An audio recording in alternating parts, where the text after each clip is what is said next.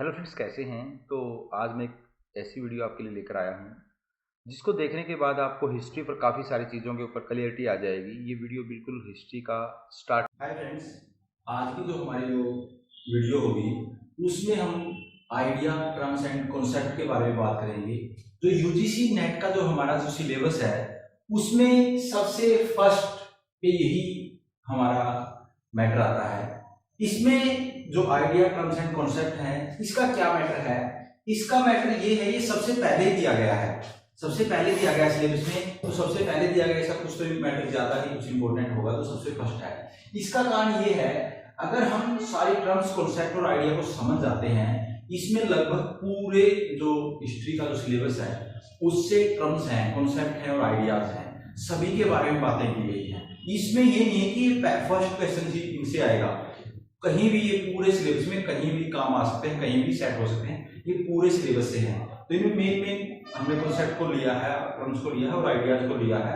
उनके बारे में हम एक एक करके थोड़ा डिटेल में बात करेंगे कि वो हैं क्या, जो आने वाला जो सिलेबस है उसमें पूरे सभी में आपकी मदद करेंगे वो। तो जैसे हमने जो पहली फर्स्ट टर्म्स लिखी है, वो आइडिया लिखा है, वो है मेलुहा। मेलुहा जो शब्द है ये क्या था, ऐसे वो क्वेश्चन नेट में आपसे कर सकता है। जो मेलुहा शब्द था वो क्या था कि जो सिंध का जो क्षेत्र था उसके लिए ये शब्द यूज किया जाता था। तो यूज किन लेखों में किया जाता था? जो सुमेरियन ग्रंथ हैं, सुमेरियन जो लेख हैं उनमें इसका जिक्र मिलता है। कई बार वो क्वेश्चन ऐसे भी पूछ लेता है, सुमेरियन जो लेख है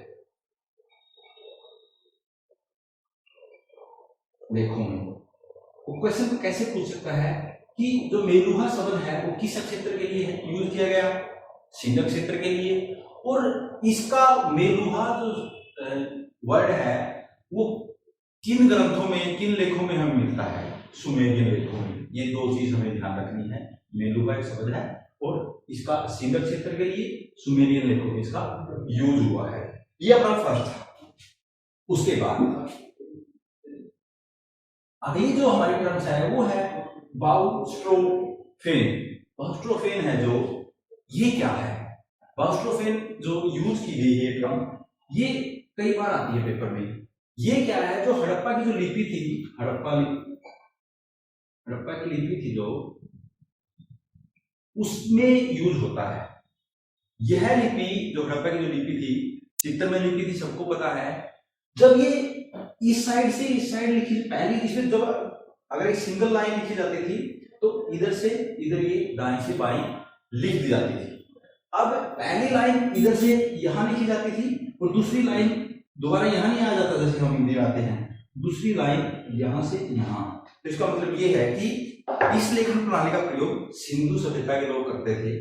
लेखन पद्धति भी किया गया, इसमें पहली पंक्ति दाएं ओर से बाएं ओर और दूसरी पंक्ति बाएं ओर से दाएं ओर लिखी जाती थी। ये लिखने का स्टाइल था, किस लिपि का स्टाइल था? हड़प्पा की जो लिपि है, चित्रमय लिपि है, उसके लिखने का स्टाइल को इस बाउस्ट्रोफेन शब्द उसके लिए यूज करते हैं। ये लिपि किस स्टाइल में लिखी जाती थी? दो लाइन लिखी जाती थी, सिंगल लाइन लिखी जाती थी, दाएं से बाएं लिखी जाती थी। लेकिन जब दो लाइन लिखी जाती थी, दो से ज्यादा, मतलब ये ऐसे लिखते थे इसको, इधर से यहां गए, यहां से यहां आएंगे, फिर यहां आएंगे, फिर यहां से यहां आएंगे, मतलब एकदम उसी साइड से जहां लाइन खत्म करते हैं उससे। इसके लिए बाउस्ट्रोफेन का यूज किया जाता था। ये कई बार टर्म्स हमारे हमें इसका पता होना चाहिए। अगला जो हमारे पास है वो है खिल। खिल जो है उसमें वो क्या है? खिल से हमारा अभिप्राय है, ऋग्वेद में जो कुछ प्रतियां जोड़ी गई हैं, ऋग्वेद में कुछ भाग जोड़े गए हैं और वो हाथ के द्वारा लिखकर, जैसे एक तो टाइपिंग वर्क कह सकते हैं, उसमें सीधा लिख दिया गया है, लेकिन बाद में कुछ हाथ के द्वारा लिखित, हाथ के द्वारा लिखित ये कुछ प्रतियां हैं जो ऋग्वेद में बाद में जोड़ी गई। एक भाग पूरा कर दिया ऋग्वेद का, एक मंडल पूरा कर दिया, लेकिन बाद में लगे यार ये भी कुछ जुड़ना चाहिए इसमें, तो उसके लिए क्या करें? तो उसके लिए ये प्रतियां लिखी गई, हाथ से लिखी गई। जो प्रतियां हाथ से लिखी गई हैं उनको खिल बोलते हैं। क्या बोलते हैं? खिल बोलते हैं। उसके बाद ये अगली जो हमारी टर्म है वो है वेद त्रय। वेद त्रय मतलब तीन वेद। तीन वेद, ये कौन कौन से वेद थे? ये तीन वेद त्रय में कौन कौन से वेद आते हैं? कई बार ये क्वेश्चन हो सकता है। कौन सा वेद नहीं आता है? वेद सबको पता है, चार हैं। पहला है ऋग्वेद, दूसरा है यजुर्वेद और तीसरा है सामवेद। इन तीनों को एक साथ जब ये मिल जाते हैं, इसके लिए यूज किया जाता है वेद त्रय। वेद, तीन वेद, ये तीन वेद हैं। इसमें कौन कौन से वेद हैं? ऋग्वेद है, यजुर्वेद है, सामवेद है। इसका मतलब कौन सा वेद नहीं है? वेद त्रय में कौन सा वेद नहीं आता? वो आता नहीं अथर्ववेद। जो अथर्ववेद है वो इसमें नहीं आता।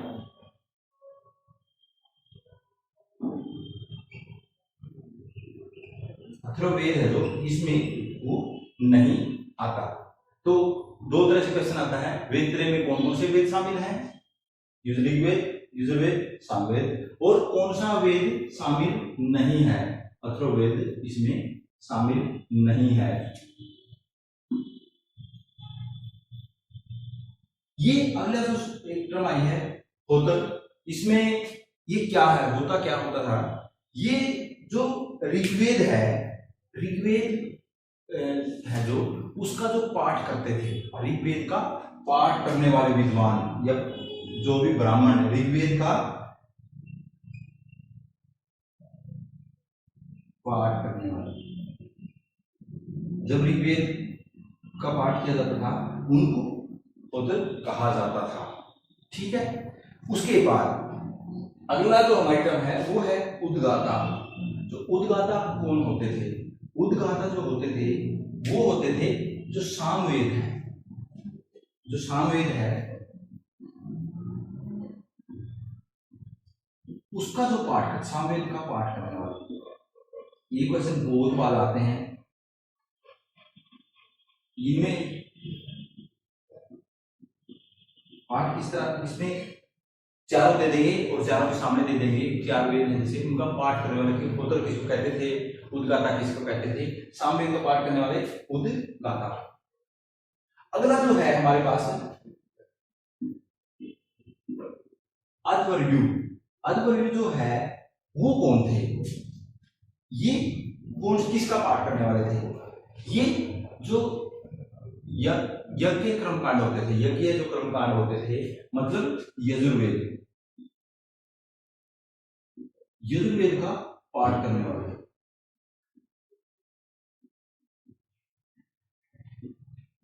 ये यजुर्वेद का पाठ करने वाले अध्वर्यु उनको बोला जाता था। ये क्वेश्चन बहुत बार आया है, इसको ध्यान में रखना है इस परीक्षा में। ये जब वैदिक पीरियड करेंगे वहां भी ये सहायता करेंगे, इनका समझ में आना चाहिए। उसके बाद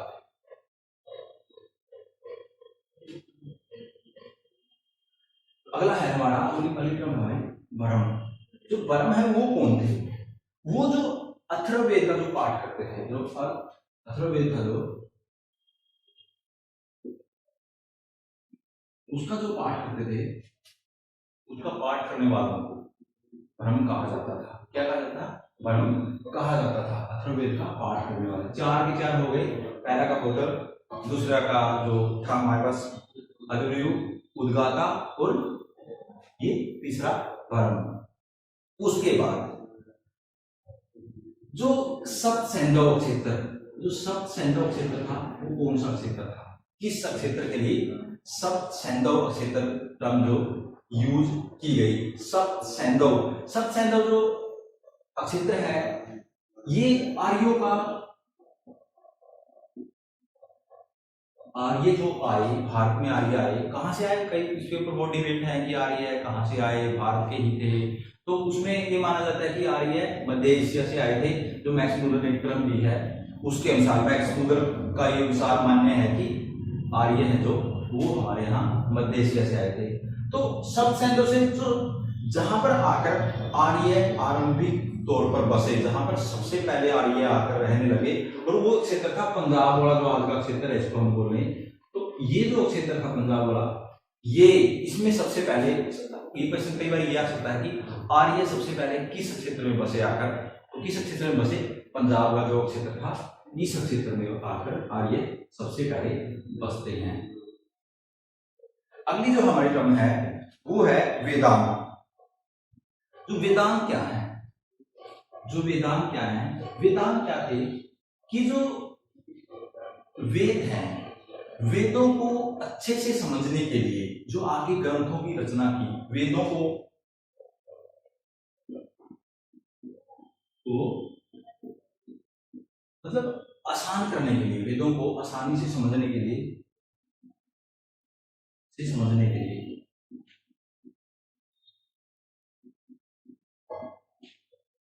जिन ग्रंथों की रचना हुई, जिन ग्रंथों की रचना हुई,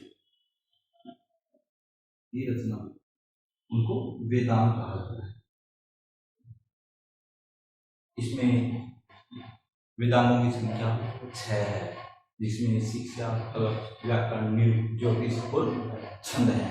तो वेदांतों की रचना क्यों की गई, क्योंकि ऋग्वेद जो वेद हैं उनको आसान भाषा में समझने के लिए, वेदों को आसान लैंग्वेज में, इनको आसान वर्डिंग में डाला गया इन वेदों के, इन ग्रंथों के अंदर।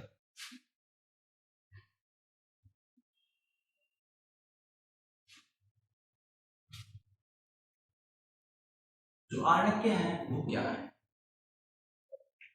आर्णक्य हिंदू ये क्या है, जो वेद हैं या वेदों के बाद वेदों के जो ब्राह्मण ग्रंथ हैं, उनके जो उपभाग हैं, वेदों जो ब्राह्मण ग्रंथ हैं, वेदों के सभी वेदों के ब्राह्मण ग्रंथ हैं, सभी वेदों को आगे ब्राह्मण ग्रंथों में तोड़ा गया, और आगे जो ब्राह्मण ग्रंथ हैं उनको आर्णक्यों में तोड़ा गया। जो आर्णक्य हैं उनको ये कहते हैं जंगलों में बैठकर एकांत में लिखा गया, मतलब एकांत में लिखी गई किताबें हैं, बिल्कुल शांति से, तो इनको आर्णक्य कहते हैं।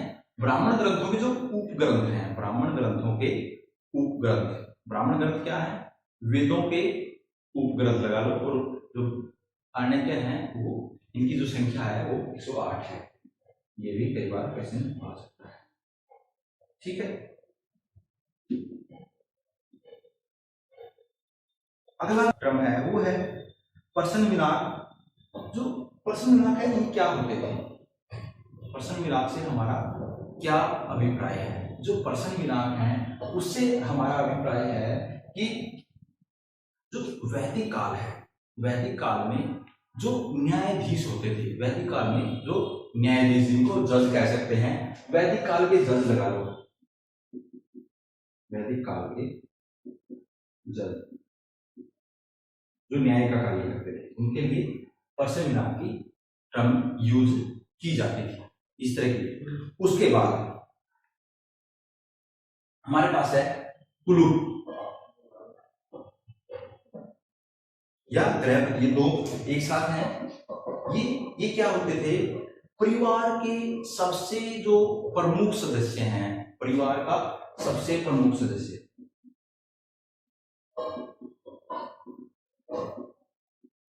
प्रमुख सदस्य,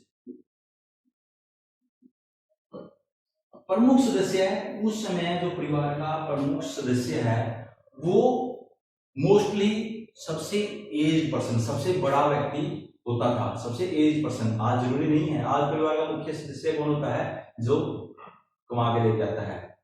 पहले कौन होता था, जो बड़ा है, मतलब जो परिवार में सबसे बड़ा उसको माना जाता था, जो परिवार का सबसे बड़ा सदस्य है। तो कुलूप या गृहपति परिवार का मुखिया,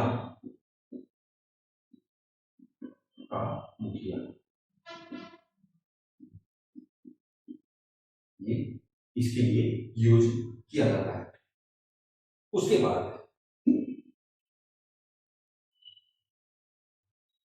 हमारे पास है परिषद। जो परिषद क्या होती थी, मंत्री परिषद। एक समूह होता है, एक समूह जो राजा की मदद करता है शासन को चलाने में। मंत्री परिषद, आज भी मंत्री परिषद क्या करती है, प्रधानमंत्री की मंत्री परिषद है, वो क्या करती है, वो शासन को चलाने में प्रधानमंत्री की मदद करती है, मुख्यमंत्री की जो मंत्री परिषद है वो मुख्यमंत्री की मदद करता है। तो तभी भी जो परिषद है वो क्या है, वो शासन चलाने में राजा की जो मदद करती है जो संस्था, उसमें कई लोग शामिल होते हैं, तो मंत्री अलग अलग हैं। तो परिषद कहते थे राजा को शासन चलाने में जिन लोगों का एक समूह जो मदद करता था, मुख्य कुछ लोगों को, उसको परिषद कहा जाता था। अगली जो हमारी टर्म है वो है अमाजू। अमाजू क्या थे? अमाजू जो कन्याएं हैं जो विवाह नहीं करवाती थी, अविवाहित जो कन्याएं हैं उनको अमाजू कहा जाता था। जो शादी नहीं करवाती थी उनके लिए अमाजू शब्द का यूज किया गया है। जो लड़कियां शादी नहीं करवाती थी उनके लिए अमाजू कहा जाता था। उसके बाद नियोग प्रथा। ये नियोग प्रथा क्या है? नियोग प्रथा एक प्रथा थी जिसमें कोई अपने, अगर किसी के पति की डेथ हो गई है, अपने पति की मृत्यु के बाद देवर से शादी करना, देवर से शादी करना। ये अगर किसी के पति की मृत्यु हो गई है वो अपने देवर से शादी कर सकती थी। मतलब नियोग प्रथा क्या थी? अपने पति की मृत्यु के बाद अपने देवर से शादी करना।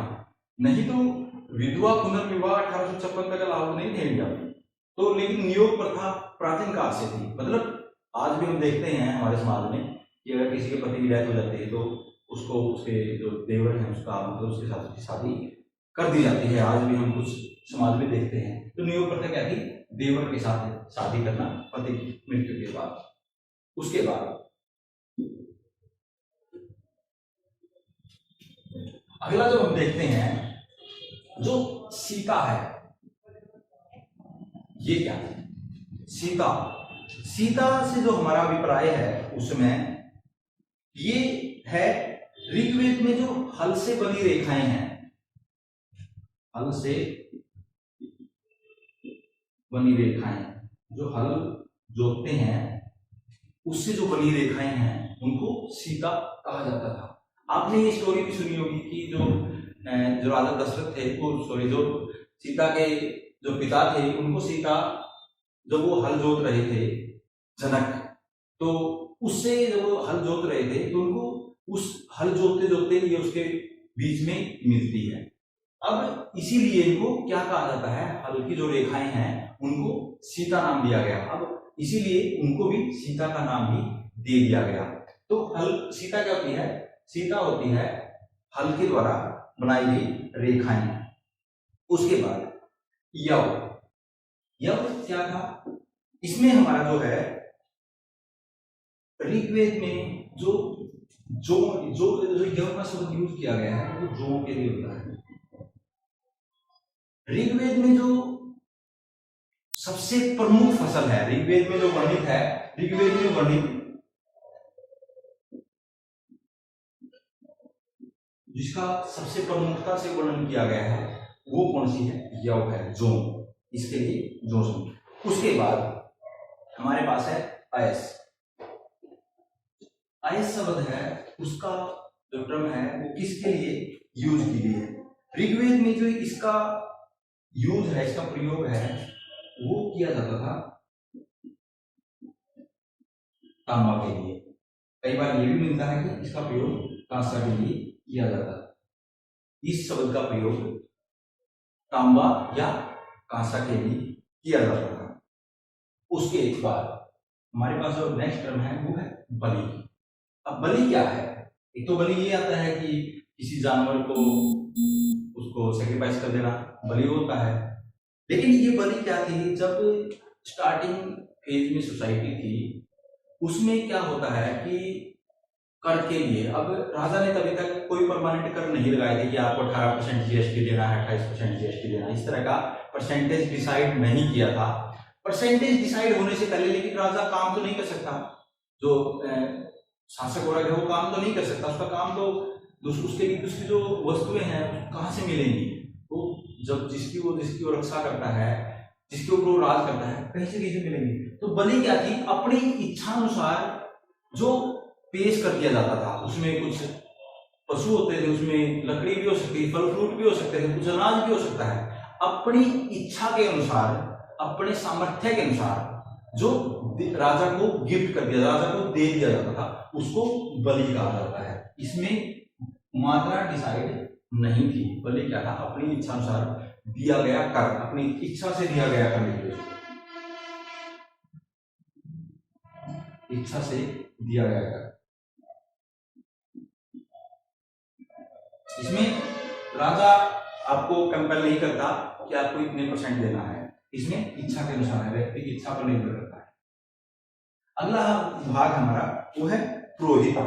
जो पुरोहित है, वैदिक काल में जो राजा है, वैदिक काल का जो राजा है,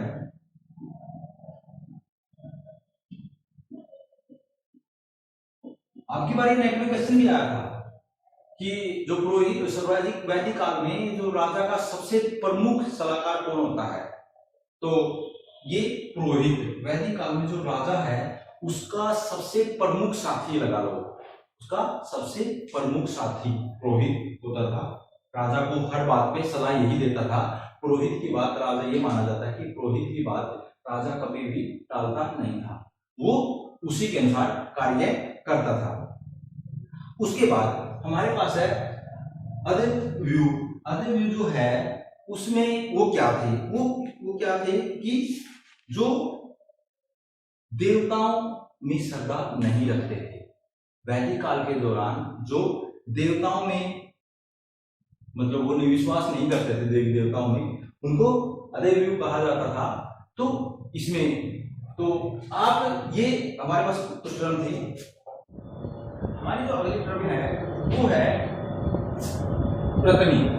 जो रत्नी है वो क्या होते थे, इनसे कई बार क्वेश्चन आता है। तो रत्नी की संख्या के बारे में आता है, और एक इनका रत्नी था जो क्या था। ये प्राचीन काल में जो राजा के उच्च अधिकारी होते थे, उनको रत्नी कहा जाता था, और इनकी संख्या 12 होती थी। रत्नी की संख्या कितनी होती थी, 12 होती थी। तो ये कहा जाता है कि राजा जब यज्ञ करवाता था तो उससे पहले वो क्या करता था, सभी के घर जाता था, रत्नियों के घर जाता था। इसमें ये भी कहा जाता है कि जो रथ बनाने वाला था वो भी रत्नियों में शामिल होता था। रत्नी है वो राजा के उच्च अधिकारी हैं, और उनकी संख्या 12 होती है। राजा हर प्रमुख कार्य में इनकी सलाह देता है, रत्नियों की, ये आपको ध्यान में रखना है। अगली जो हमारा टर्म है वो है गोंडवाना लैंड। जो गोंडवाना जो लैंड है ये एक ज्योग्राफी की टर्म है। जब हम इतिहास पढ़ना शुरू करते हैं तो सबसे पहले ज्योग्राफी पढ़ते हैं, तो ये पढ़ते हैं कि जो भारत है वो गोंडवाना लैंड का पार्ट होता था। वो जो गोंडवाना लैंड है उसमें क्या कौन कौन से पार्ट शामिल थे। जो इसको ये कहते हैं कि जो प्लेट इधर से उधर हुई, प्लेट वर्तनिका हुई जिससे अंतर आया। इसमें गोंडवाना लैंड में कौन कौन से पार्ट शामिल थे, इसमें भारत, ऑस्ट्रेलिया, अफ्रीका, अंटार्कटिका और दक्षिणी America. Bharat, Australia, Antarctica, Africa और दक्षिणी अमेरिका, ये पार्ट मिलके एक जो लैंड बनते हैं जिसको गोंडवाना लैंड बोलते हैं। कई बार इस तरह के क्वेश्चन भी इतिहास का जो नेट का क्वेश्चन पेपर होता है उसमें पूछ दिए जाते हैं कि गोंडवाना लैंड में कौन सा पार्ट शामिल नहीं था, वो पार्ट दे देगा। शायद वो उत्तरी अमेरिका को दे दे कि शामिल था या नहीं था, लेकिन उत्तरी अमेरिका शामिल नहीं था, दक्षिणी अमेरिका शामिल था। तो भारत, ऑस्ट्रेलिया, अंटार्कटिका, अफ्रीका और दक्षिणी अमेरिका गोंडवाना लैंड के पार्ट थे। ये एक सम्मिलित रूप था। उसके बाद ये प्लेट एक जगह से हटी और उसके बाद अलग अलग प्लेट हुई, और उसके बाद ये लैंड नहीं। तो अगर ये एक होता तो ऑस्ट्रेलिया जाने के लिए हमें अब ज्यादा समुद्रों की दूरी तय नहीं करनी पड़ती, हम एक साथ ही लगते हैं। उसके बाद जो हमारा जो पार्ट है, ये जो हमारी टर्म है वो समता जो है वो उसमें क्या है, जब बौद्ध संघ में प्रवेश की जो प्रक्रिया थी, बौद्ध संघ में प्रवेश, जो बौद्ध संघ थे उसमें जो प्रवेश होता था उस समय यह प्रक्रिया, इस प्रक्रिया से गुजरना पड़ता था। बौद्ध संघ में प्रवेश से पहले जो प्रक्रिया होती थी उसको उपसमता बोलते थे।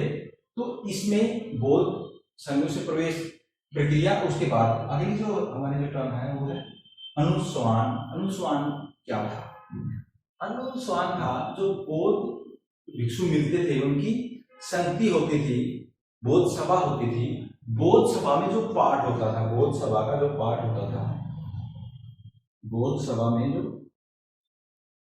पाठ होता था उसको अनुस्वान कहा जाता था। बौद्ध सभा के पाठ को क्या कहा जाता है? अनुस्वान। अनुस्वान क्या था? वो बौद्ध सभा का पाठ था। उसके बाद हमारे पास है महा उपासक। उपासक क्या थे? जो उपासक है वो क्या होता है? आपने बौद्ध धर्म में 2 टर्म सुनी होंगी, भिक्षु है और एक है उपासक। जो उपासक है वो है जो जो बौद्ध धर्म को ग्रहण कर लेता है लेकिन गृहस्थ जीवन व्यतीत करता रहता है। गृहस्थ जीवन व्यतीत करते हुए जो बौद्ध धर्म को अपनाते हैं उनको उपासक कहा जाता है, जो गृहस्थ जीवन को नहीं छोड़ते। लेकिन भिक्षु क्या है? इसमें इनको थोड़ी छूट होती है बहुत से नियमों से उपासकों को छूट होती है, क्योंकि अब घर में व्यक्ति घर का जीवन भी चला रहा है और साथ में वो बौद्ध भिक्षु तो नहीं बन सकता, बौद्ध भिक्षु की तरह वो रूल फॉलो नहीं कर सकते, इनको काफी छूट दी जाती थी। तो गृहस्थ जीवन में रहते हुए बौद्ध धर्म को फॉलो करते थे, उपासक कहा जाता। लेकिन जो भिक्षु है वो क्या था? जो गृहस्थ जीवन को छोड़ देते थे, उसके बाद टोटली अपने आप को बौद्ध धर्म को समर्पित कर देते थे, वो होते थे भिक्षु। जिनके नियम हैं उनके लिए कठोर नियम बनाए जाते थे और उनको बौद्ध धर्म में प्रवेश करना, बौद्ध धर्म के लिए प्रचार करना, अलग अलग तरह के नियमों को फॉलो करना पड़ता था। उनके जीवन में कई तरह के नियम उपासकों की अपेक्षा कठिन नियम थे। उसके बाद 2 टर्म मैंने एक साथ लिखी है, महायान और हीनयान। महायान और हीनयान। तो महायान और हीनयान बौद्ध धर्म की 4 संगतियां हुई हैं। जो बौद्ध धर्म है उसमें 4 संगति हुई हैं। बौद्ध धर्म की 4 सभाएं हुई हैं, ये कह सकते हैं संगति। तो उसमें क्या हुआ कि जो चौथी संगति थी जो कनिष्क के समय में हुई थी, किसके समय में हुई थी? कनिष्क के समय में। कनिष्क कुषाण वंश का राजा था, 78 ईस्वी में बोलते हैं ये हुई थी, कश्मीर में हुई थी, कुंडलवन में।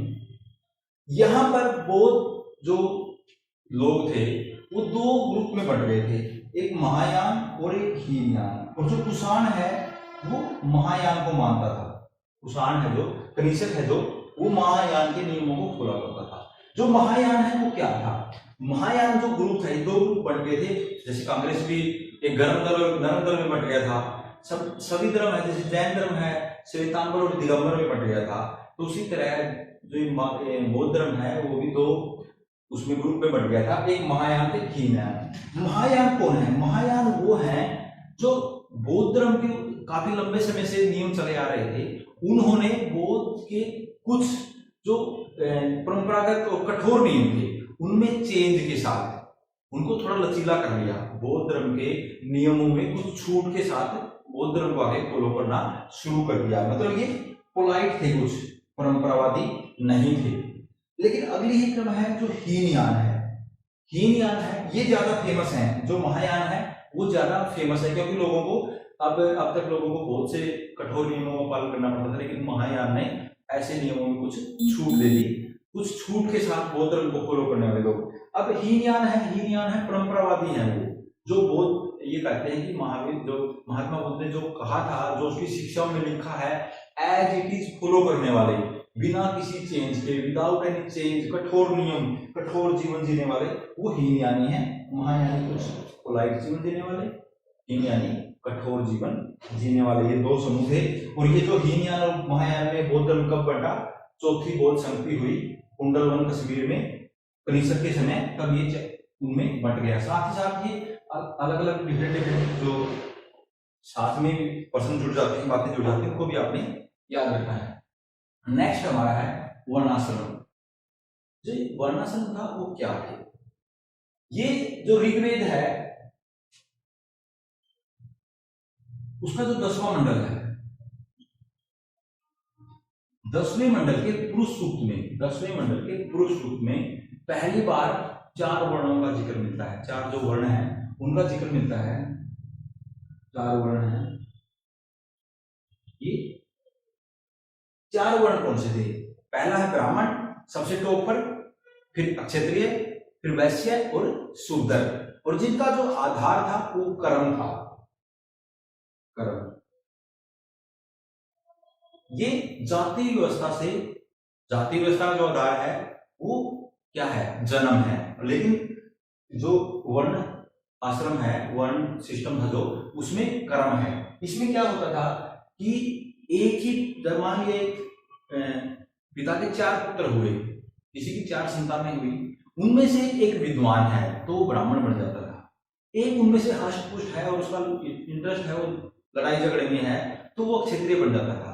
एक का जो इंटरेस्ट है वो है व्यापार में, उसका दिमाग व्यापार में चलता है, एक पैसे डबल करने में, वो वैश्य बन जाता था। खेती काम, वैश्य का जो काम था व्यापार करना, खेती करना। और जिसका कोई इंटरेस्ट नहीं किसी में, वो मोटा थोड़ा मोटा टाइप, मोटी बुद्धि टाइप लगा उसको शूद्र कह दिया जाता था। उसको शूद्र था जो सबसे नीचे के उस पे आता था, और उसका जो कर्तव्य होता था, जो ऊपर के 3 वर्ण हैं उनकी सेवा करना। जब उसको कोई परफेक्ट काम तो आता नहीं, उसको ना तो ज्ञान देना था, ना उसको लड़ना आता, ना उसको खेती और व्यापार आता, अब वो क्या करेगा? ऊपर वाले 3 की सेवा करेगा। तो ये व्यवस्था स्टार्टिंग हुई, ये माना जाता है ऋग्वेद काल से। ये कहा जाता है कि जो ब्रह्मा के जो मुख से ब्राह्मण पैदा हुए, ब्रह्मा की जो बाजुएं हैं कंधों से, उनसे क्षत्रिय पैदा हुए, और उसके ब्रह्मा की जो ये हैं जांग हैं उनसे वैश्य पैदा हुए, और ब्रह्मा के जो पुट हैं पैर हैं उनसे शूद्र पैदा हुए, और ये वर्ण व्यवस्था बनी जो ऋग्वेद काल और उत्तर वैदिक काल में बनी रही। उत्तर वैदिक काल में जातियों में कन्वर्जन होना शुरू हुआ। उसके बाद ये इसका पूरा होता। अब नेक्स्ट है हमारी आश्रम व्यवस्था। जो आश्रम व्यवस्था है इसका जो वर्णन है सबसे पहले वो ऐत्रेय ब्राह्मण में मिलता है। ऐत्रेय ब्राह्मण में आश्रम व्यवस्था है, उसमें क्या है? इसमें मनुष्य के जीवन को 100 वर्ष का माना गया है। कितने वर्ष का माना गया है? 100 वर्ष का माना गया है, और इसको 4 भागों में बांटा गया है। एक 0 से 25, 25 से 50, 50 से 75 और 75 से 100 कहो या मृत्यु कहो, इसको 100 ही लिख देते हैं। इसमें बांटा गया है। इसमें क्या है कि जो 0 से 25 का जो आश्रम है उसको ब्रह्मचर्य आश्रम बोलते हैं, और जो ब्रह्मचर्य आश्रम है उसमें क्या कार्य होता था? ब्रह्मचर्य में ये था कि बच्चा जो पैदा होता है उसके बाद कुछ समय बाद, उसके 5 से 6 साल की उम्र में उसको उससे गुरुकुल में भेज दिया जाता है, और उसको 25 वर्ष तक ब्रह्मचर्य का पालन करना है और शिक्षा ग्रहण करना है। उसको वेदों के बारे में पढ़ना है, उसने हथियार चलाना सीखना है, मतलब इस तरह के, मतलब शिक्षा ग्रहण करनी है। ये ब्रह्मचर्य का जो पीरियड था वो 25 साल तक था। उसके बाद जब वो 25 साल का हो जाता था तो इस पीरियड से वो दूसरे पीरियड में आ जाता था। इसको गृहस्थ आश्रम बोलते हैं। ये ब्रह्मचर्य आश्रम था, इसके बाद गृहस्थ आश्रम है। इसमें क्या है कि वो इसकी शादी कर दी जाती थी, और वो 50 वर्ष तक अपनी जो गृहस्थी के जो उसके दायित्व हैं उनको पूरा करता था, उसकी रिस्पॉन्सिबिलिटी, उनकी ड्यूटीज को पूरा करता था। 25 से 50 साल तक गृहस्थ जीवन वो व्यतीत करता था। अब 50 साल हो गए, 25 साल की शादी हुई है, 50 साल तक उसके अगर संतान टाइम पे हुई, कम से कम 20 साल की संतान तो हो सकती है। अब जो 20 वर्ष की संतान हो जाती थी उनकी, अब 25 वर्ष की संतान भी जब उनकी हो जाते थे वो क्या करते थे? अब वो आ जाते थे वानप्रस्थ आश्रम में। अब वो क्या कर सकते थे? संन्यास ले सकते थे, और संन्यास लेने के बाद वो संन्यास में जो ले लेते थे उसको क्या करते थे कि अब 25 से जब वो व्यक्ति हो जाता तो उसकी मर्जी होती थी। अब घर पे काम करने वाले सदस्य हो गए हैं उसके, अब उसकी ड्यूटी खत्म हो गई है, अब वो वनों में जा सकता था। जो 50 से जो 75 साल तक का जो पीरियड था वो था वर्णाश्रम। वो वन में जा सकता है और अपना जी सकता है, ऐशो आराम कहीं भी भगवान के लिए, अगले जन्म के लिए कर्म कर सकता है, तपस्या कर सकता है। और जो 75 से 100 साल तक था वो संन्यास है, बिल्कुल ही, मतलब वनों में भी कहीं तपस्या के मोड में चले जाना, बिल्कुल संसार की मोह माया से हट जाना। तो 4 आश्रम थे, पहला ब्रह्मचर्य, उसके बाद गृहस्थ, उसके बाद वानप्रस्थ और उसके बाद संन्यास आश्रम। तो ये उसके बाद सॉरी, उसके जब बाद है हमारा वो है संस्कार। जो संस्कार है इनकी जो संख्या है वो है 16। ये इनके ये 16 संस्कार हमारे जीवन में हैं, जिनका वर्णन हमें आज भी उनमें से कुछ संस्कार हम फॉलो करते हैं। तो इनका जो स्टार्टिंग होती है वो गर्भ धारण करने से शुरू होती है। जब बच्चे का गर्भ बनता है वहां से शुरू होती है, और आखिर में अंत्येष्टि से जो संस्कार है, मृत्यु का जो संस्कार है वहां पर जाकर खत्म होती है। तो इसमें जो मुख्य जो संस्कार हैं वो 1 से 3 तक जो संस्कार हैं वो जन्म से पूर्व के संस्कार हैं। क्वेश्चन पूछ सकता है वो 1 से 3 तक के जो संस्कार हैं वो जन्म से पूर्व के संस्कार हैं। उसके बाद 4 से 9 के जो संस्कार हैं वो बचपन के संस्कार हैं। 4 से जो 9 के संस्कार हैं वो बचपन के संस्कार हैं। उसके बाद 10 से 16 वो विद्या आरंभ करने और मृत्यु तक के संस्कार हैं। 1 से 3 बचपन, वो जन्म से मतलब गर्भधारण होने तक, जन्म से पहले तक के। उसके बाद 3 जो 4 से 9 है बचपन के संस्कार हैं। 10 से 16 तक है विद्या आरंभ और मृत्यु तक। आखिरी जो अंत्येष्टि संस्कार होता है, अंतिम संस्कार आखिरी। तो ये 16 संस्कार हैं, इनको फॉलो किया जाता है स्टेप बाय स्टेप। कब इसको उपनयन संस्कार होना है, कब इसका पुष्पन संस्कार होना है, वो कब इसका कौन सा संस्कार, इसके 16 अलग अलग संस्कार बताए गए हैं। उसके बाद अगला जो हमारा सिद्धांत है वो है कर्म का सिद्धांत। कर्म का सिद्धांत जो है वो, इसमें क्या होता है कि वैदिक काल के पश्चात उत्तर वैदिक काल में कर्म के सिद्धांत पर बल दिया गया। कर्म के सिद्धांत का वर्णन है वो वैदिक काल में, ऋग्वेद का काल है, वैदिक काल में नहीं मिलता, उत्तर वैदिक काल में कर्म का सिद्धांत मिलता है। तो इसमें क्या है कि इसमें इस बात पर बल दिया जाता है कि व्यक्ति को इस जन्म के अच्छे कर्म करने चाहिए, इस नहीं तो इनकी सजा आगे भुगतनी पड़ती है, उनको मतलब पे करना पड़ेगा जो इस जन्म में हम करेंगे। तो कर्म पर ये कर्म का सिद्धांत इसमें भी कहा गया है कि व्यक्ति को नेक्स्ट जन्म के लिए भी कुछ कर्म, अच्छे कर्म करने चाहिए, आगे उनका फल उसको मिलता है। ये उत्तर वैदिक काल में ये कॉन्सेप्ट आया। उसके बाद अर्थशास्त्र। अर्थशास्त्र की रचना है, सभी को पता है। अर्थशास्त्र एक जो बुक है, नाम से तो ऐसा शो होता है कि ये इकोनॉमिक्स की बुक है। इकोनॉमिक्स है अर्थशास्त्र। आज हम जिसको कहते हैं अर्थशास्त्र के स्टूडेंट हैं, इकोनॉमिक्स। तो ये मतलब पैसे से जुड़ा एक वो है अर्थ। लेकिन जो अर्थशास्त्र बुक है इसकी जो रचना है वो कौटिल्य ने की थी। कौटिल्य थे विष्णुगुप्त, इनका ये थे जो चंद्रगुप्त मौर्य थे, इनके गुरु जी थे। तो कौटिल्य की जो अर्थशास्त्र है वो राजनीति से संबंधित एक ऐसा पहला ग्रंथ माना जाता है भारत का। राजनीति से संबंधित भारत का पहला ग्रंथ इसमें माना जाता है, जिसमें राजनीति से संबंधित बड़े नियमों को, कौटिल्य नीति आज भी हम पढ़ते हैं, कौटिल्य नीति, कौटिल्य की राज्य को कैसे हैंडल करना चाहिए, ये कौटिल्य ने बड़े ही अच्छे से एक्सप्लेन किया है। तो सबसे पहले 1904 में इसकी प्रतियां मिलती हैं। पहले इसका कहीं कहीं जिक्र मिलता है, पता होता है कि कोई न कोई ऐसा ग्रंथ है। लेकिन 1904 में एक डॉक्टर, मैसूर के व्यक्ति हैं ये, डॉक्टर आर राम शास्त्री हैं। इनको 1904 में इसकी जो मूल प्रतियां हैं वो मिल जाती हैं 1904 में, और 1909 में ये इनको प्रस्तुत करते हैं। 1909 में पहली बार ये लोगों के सामने मूल रूप से ये दिखाई जाती है लिपि। मूल रूप लिपि थी जो इनकी, उसी में एज इट इज लोगों को ये दिखाते हैं। लेकिन 1915 में क्या किया जाता है, इसको अंग्रेजी में इसका अनुवाद कर दिया जाता है 1915 में।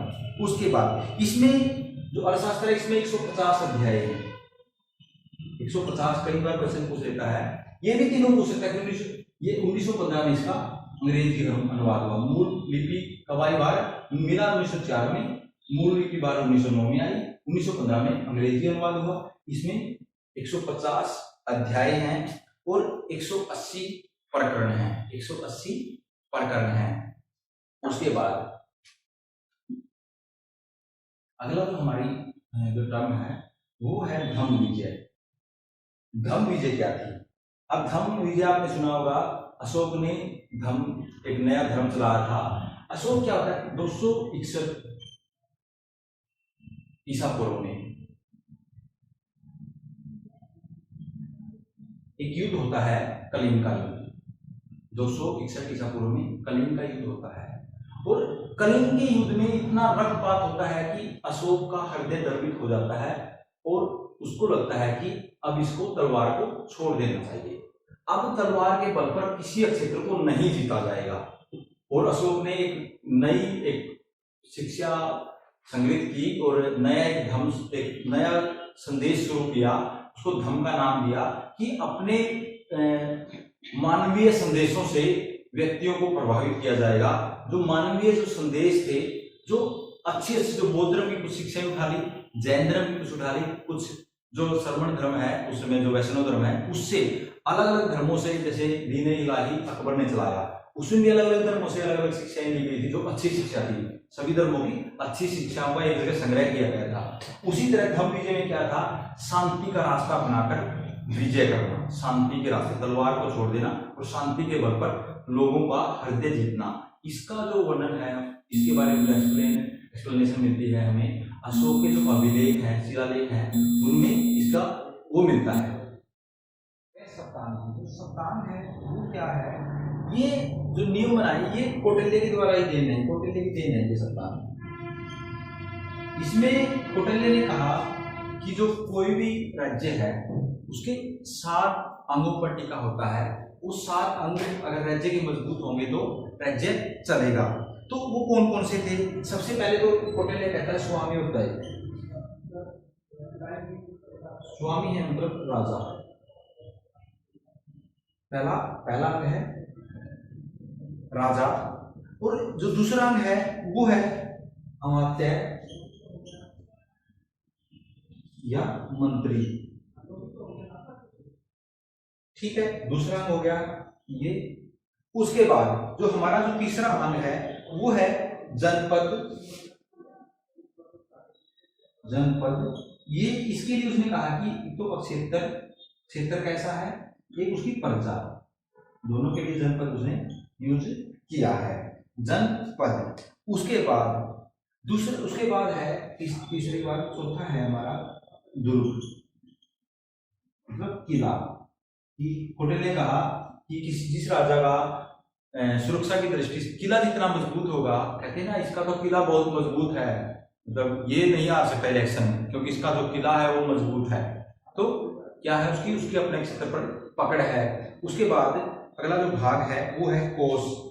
5वां जो भाग है, अगर उसका किला मतलब उसके पास कोष होना चाहिए, मतलब पैसा जितना, राज्य जितना पैसे के रूप से, पैसे के मामले में मजबूत होगा तो वो इसका एक शक्ति का एक प्रमुख अंग होगा। और एक उसके बाद कोष के बाद हमारे पास है, अब उसके पास कोष है तो बल होगा।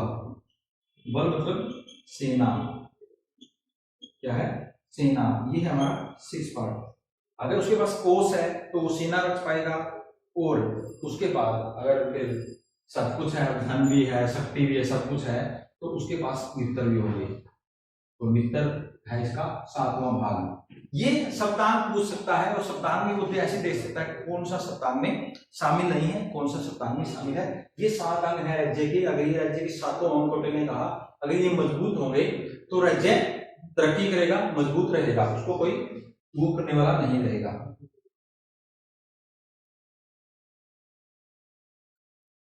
अगला जो हमारी जो टर्म है वो है अग्रहार। जो ये थे, ये क्या थे, ये अनुदान थे। अनुदान क्या, इनका जो सही से वर्णन है वो गुप्त काल में मिलता है। ये वंशानुगत अनुदान थे, जो एक बार मिल गया उसके बाद उसे वापस नहीं दिया जाता था, और इनके ऊपर कोई टैक्स नहीं लगाया जाता था। इन अनुग्रह जो इन पे क्या होता है, ये मिलते थे मेनली एजुकेशनल इंस्टीट्यूट को, या विद्वान लोगों को, या कोई बड़े कलाकार लोगों को। तो इसका वंशानुगत अनुदान है ये, जिनका वर्णन हमें गुप्त काल में मिलता है। उसके बाद अग्रहार के बाद जो हमारी अगली है स्तूप है। जो स्तूप है ये क्या है, जो बौद्ध धर्म के पूजा स्थल हैं वहां पर एक स्तूप होता है। स्तूप थे जब महात्मा बुद्ध की मृत्यु हुई तो उनके जो शरीर के अंग, उनके द्वारा प्रयोग किए गई वस्तुएं, वो उनको 9 स्तूप बनाए गए। बुद्ध की मृत्यु के बाद 9 स्तूपों में उनको 9 स्तूपों में उनकी वो सामान रखा गया, वस्तुएं रखी गई।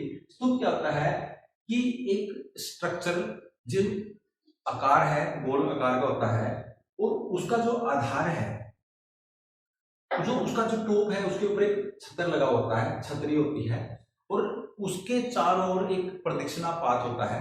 उसकी लोग सराउंडिंग में उसके चक्कर लगा पाए, जिसको प्रदक्षिणा पाथ कहते हैं। और ये माना जाता है कि अशोक के द्वारा 84,000 स्तूप बनाए गए, जिसको आगे आने वाली जो डायनेस्टी थी उसने नष्ट भी कर दिया था। 84,000 स्तूप अशोक के द्वारा बनाए गए। और इनमें सांची का जो स्तूप है, सांची मध्य प्रदेश में है, इसका जो ये स्तूप है ये सबसे फेमस है। सांची का स्तूप इन 84,000 स्तूप बने उनमें सबसे फेमस माना जाता है। उसके बाद हमारा जो है वो चैत्य हैं, ये क्या थे? गुफा होती थी, और गुफाओं में इनको पहाड़ों को काट कर गुफाएं बनाई गई। और इसमें क्या किया जाता था कि यहाँ पर एक सभा भवन होता था जिसमें निवास स्थान भी कह सकते हैं इसको। जो बौद्ध धर्म से जुड़े ये लोग थे, जो वर्षा के समय, जब वर्षा हो जाती थी, वर्षा के मौसम में या सर्दी के मौसम में जब वो बाहर यात्राएं नहीं कर पाते थे, तो जहां पर वो रुकते थे उनको चैत्य बोला जाता था। वहां पर उनके लिए सभा भवन बनाए जाते थे, जहां पर वो पूजा भी कर पाए, डिस्कशन कर पाए, संगति कर पाए, सभाएं कर पाए। उसके बाद हमारा है नागर शैली। जो नागर शैली है वो क्या थी? जो नागर शैली है, जो नॉर्थ इंडिया है, उत्तर भारत में मंदिर बनाने की जो शैली है, उसके लिए जिस वर्ड का यूज किया जाता है उसको नागर शैली कहा जाता है। नागर शैली, इसमें जो उड़ीसा की जो शैली है, भुवनेश्वर में जो मंदिर बने हैं, पुरी का जो मंदिर है वो सबसे फेमस है। उड़ीसा की जो शैली है, नागर शैली में जो सबसे प्रसिद्ध क्षेत्रीय शैली है वो कौन सी है? क्वेश्चन आ सकता है, ये यूपीएससी के लिए बहुत इंपॉर्टेंट है। नागर शैली है जो उत्तर भारत में मंदिरों के स्टाइल है, जो मंदिर बनाए जाते हैं, और उड़ीसा की जो शैली है इसमें सबसे फेमस है। इसके बारे में जब हम आगे डिस्कशन एक एक करके करेंगे उसमें आएगा। उसके बाद वेसर जो शैली है वो क्या थी? ये जो मध्य भारत है, जो वेसर शैली थी, ये नागर शैली और द्रविड़ शैली दोनों का प्लस रूप है। नागर शैली और जो द्रविड़ शैली है दोनों का प्लस रूप है, और दोनों के बीच के क्षेत्र में मध्य भारत में यह शैली, इस शैली के मंदिर पाए जाते हैं। ये तीनों जो है वो मंदिरों की शैलियां हैं, इनके मंदिरों के स्टाइल अलग अलग हैं और वो क्षेत्र के अनुसार है। तो वैसे शैली क्या थी? मध्य भारत में पाई जाती है, और ये नागर और द्रविड़ शैली की मिला जुला रूप है। कुछ उसकी फीचर हैं और कुछ उसकी इसके अंदर फीचर पाए जाते हैं। अगली है द्रविड़ शैली। जो द्रविड़ शैली है, दक्षिण भारत में जो मंदिर बनाए जाते हैं उसकी जो स्टाइल है, शैली है, दक्षिण भारत में जो मंदिर बनाए गए उनकी शैली को द्रविड़ शैली कहा जाता है। जिसमें इसकी तो चोटियां जो उसको विमान बोला जाता है, और एक इसके गोपुरम क्या होता था? गेट, मंदिर का जो गेट है वो बड़े बड़े बनाए गए। तो ये विमान और एक गोपुरम इसकी प्रमुख विशेषता है। द्रविड़ शैली क्या है? दक्षिण भारत में मंदिर बनाए जाने की जो शैली है उसको द्रविड़ शैली बोलते हैं। उसके बाद अगला है तीर्थकर। जो तीर्थकर है ये क्या थे? ये जैन धर्म के उपदेशक हैं। ये माना जाता है जैन धर्म में 24 तीर्थकर हुए हैं, और जो महावीर स्वामी थे वो 24वें तीर्थकर थे। महावीर स्वामी 24वें तीर्थकर थे, और ये बात माना जाता है पहले तीर्थकर ऋषभदेव हुए, और 23वें जो तीर्थकर हैं वो पार्श्वनाथ थे। 23वें तीर्थकर हैं वो पार्श्वनाथ हैं। अब 24 तीर्थकर हैं, 24वें तीर्थकर थे महावीर स्वामी। उसके बाद हमारा जो अगला है वो है अलवार। ये संत हैं। अलवार क्या थे? संत थे जो किसको? वैष्णव, विष्णु के पुजारी थे। विष्णु के पुजारी और इनकी जो संख्या है वो 12 थी। अलवार संतों की जो संख्या है वो कितनी थी? 12। ये क्वेश्चन बहुत बार आता है। वो किसको मानते थे? विष्णु को मानते थे। अगला जो इनके साथ ही अगली जो एक ग्रुप है वो है नयनार। जो नयनार हैं वो कौन थे? वो शिव के पुजारी थे, शिव के पुजारी। और जो नयनार संत हैं उनकी जो संख्या है वो 63 थी, 63 थी। ये क्वेश्चन इससे ये संख्या दोनों बार पूछी जाती है, या ये पूछा जाता है कि किसके पुजारी थे? विष्णु के कौन पुजारी थे और शिव के कौन से पुजारी थे? या जो अगला है विष्टि है, जो विष्टि क्या था?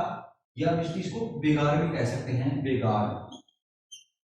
यह एक ऐसी व्यवस्था थी जिसके बदले में काम के बदले मेहनत ना मिलती हो, मतलब बेगार में किसी के लिए कार्य करना। राज्य कई बार बेगार में कार्य करवाता था जिसके बदले व्यक्ति को दिहाड़ी नहीं दी जाती थी।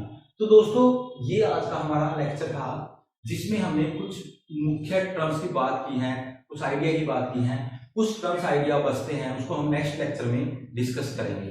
Thank you. हाय फ्रेंड्स, आज की जो हमारी क्लास है उसमें हम बात करेंगे, कंटिन्यू है रहेगी ये क्लास, जिसमें हमने आइडिया टर्म्स और कॉन्सेप्ट की इससे पहले लेक्चर में बात की थी, उसको आज कंप्लीट करेंगे। ये आप इस टॉपिक का, ये हमारा यूजीसी जो नेट का सिलेबस है उसका फर्स्ट टॉपिक है और इसका ये सेकंड पार्ट है।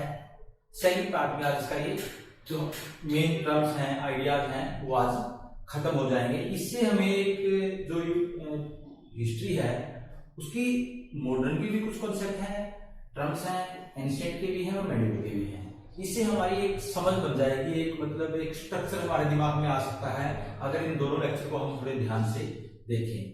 तो आइए हम शुरू करते हैं। बस आपसे रिक्वेस्ट यह है कि आप जब लेक्चर देखें तो साथ में कॉपी से नोट डाउन करें, कॉपी में नोट डाउन करें, ताकि आगे दोबारा आपको लेक्चर आप देख सकते हैं, लेकिन बार बार अपने हिसाब से अपनी लैंग्वेज में, language is the must, language अपनी लैंग्वेज में आपने जो एक बार लिख लिया तो आपको दोबारा दिक्कत नहीं होगी। तो आइए हम देखते हैं आज का जो हमारी जो फर्स्ट टर्म है हमने लिखी है वो है सूबा। तो ये मुगल जो प्रशासन था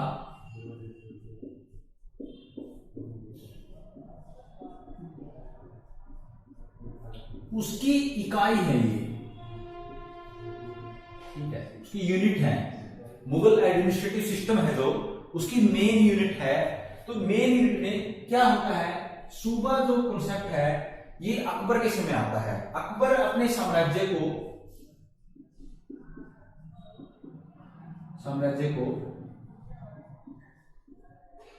अब स्टार्टिंग में 12 सूबों में बांटता है। कितने सूबों में बांटता है? 12 सूबों में बांटता है।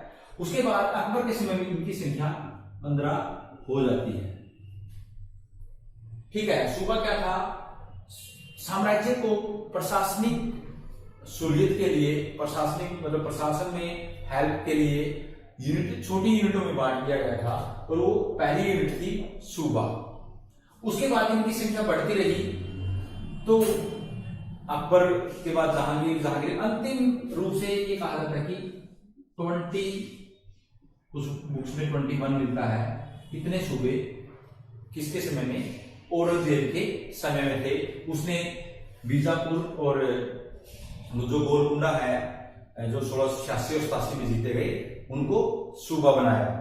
अब हमारे जो सेकंड टर्म है वो है, ये भी प्रशासन की इकाई है, वो है सरकार। जो सूबा था उनको सरकारों में डिवाइड किया जाता था। एक सूबा हो गया, जैसे हमने हमारा टोटल में इंडिया है, इंडिया को हमने स्टार्टिंग में स्टेट में बांट दिया, सीधी अगर उसमें समझें। अब जो स्टेट में बांट दिया। अब जो स्टेट है उनको हम किसमें बांटते हैं? डिस्ट्रिक्ट में बांटते हैं, जिलों में बांटते हैं। तो उसके अगर सदर में समझें तो सूबों को सरकार में बांटा गया।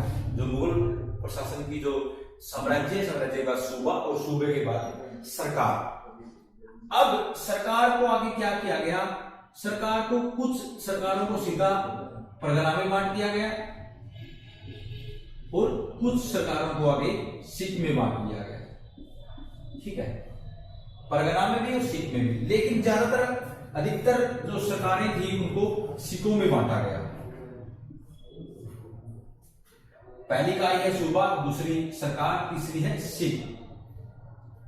अब जो सिख हैं उनको भी आगे डिवाइड किया गया, वो परगनों में डिवाइड किया गया, परगनों में डिवाइड किया गया। जो सिख थी उनको परगनों में बांट दिया गया। अब परगना जो है इनके अलग अलग अधिकारी होते थे। जब हम मुगल प्रशासन के बारे में डिटेल में बात करेंगे, उसके अंदर कौन सा अधिकारी यहाँ पर आर्थिक गतिविधियों के लिए होता था, कौन सा सैनिक गतिविधियों के लिए, कौन सा न्याय गतिविधियों के लिए, इस पे हम अलग अलग उस एक पूरा ये एक लेक्चर होगा मुगल प्रशासनिक की जो इकाई हैं उनके ऊपर हम उसमें डिटेल से बात करेंगे, उसमें अभी नहीं जाएंगे। इसके बाद जो परगना था वो गांव से मिलकर बनता था। परगना है जो वो गांव का समूह था, गांव से मिलकर जो बनता था वो परगना बनता था। तो इस तरह हमारी जो ये ऊपर चढ़ता हुआ सिस्टम था, गांव से मिलकर परगना, परगनाओं से मिलकर सिख, और सिख से मिलकर सरकार, और सरकार से मिलकर सूबा, और सूबों से मिलकर साम्राज्य। ठीक है, ये मुगल साम्राज्य।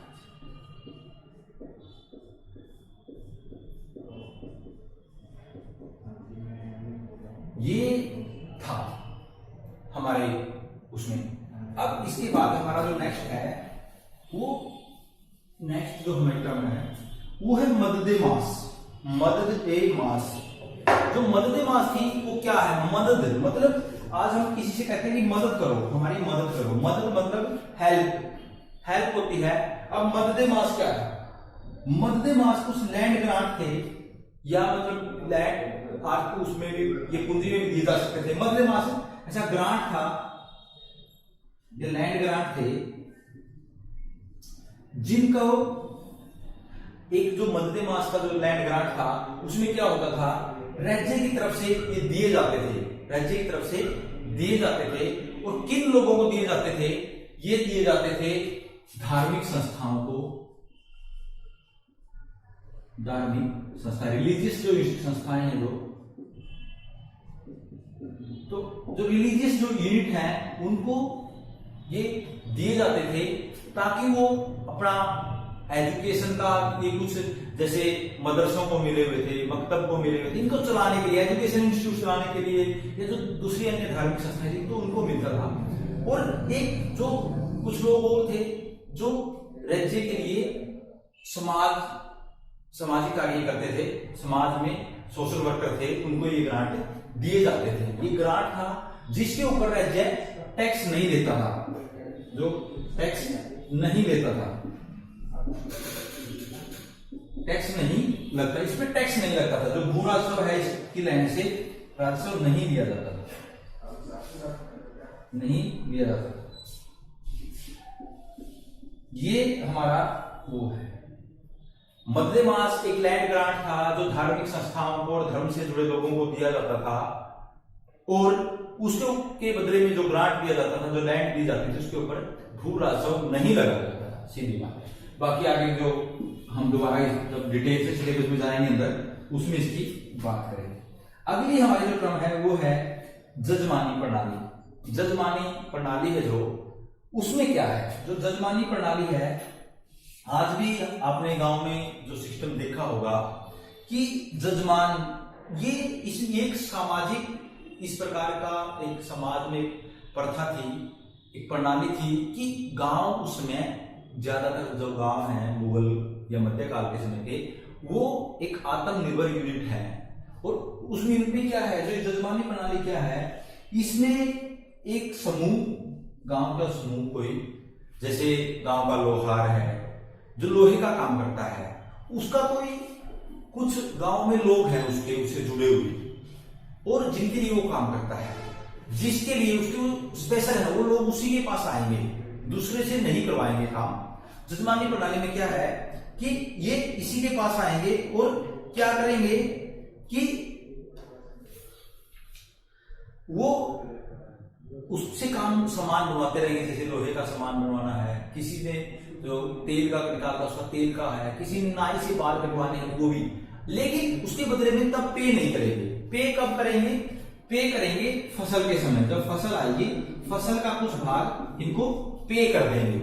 फसल का कुछ भाग इनको पे कर देंगे और बात खत्म। मतलब नगद में उसमें पे नहीं करते। कुछ लोग ये आपस में संबंध जुड़े हुए हैं, जो एक खेती करने वाला है उसके साथ बहुत से लोग जुड़े हुए हैं। खेती में उसके खेती किसान खेती करता है, लेकिन उसके साथ बहुत से लोग जो खेती नहीं करते लेकिन खेती में उसकी किसान की मदद करते हैं, खेती के लिए हल बनाते हैं, अन्य जो वस्तुएं हैं वो तैयार करते हैं, और जब फसल आती है तो उससे अपना पार्ट ले लेते हैं। वो एक जजमानी प्रणाली बन जाती है। अब इसके बाद हमारे पास अगला है चौथ। तो चौथ है, ये मराठों के द्वारा लगाया जाता था, के द्वारा लगाया जाने वाला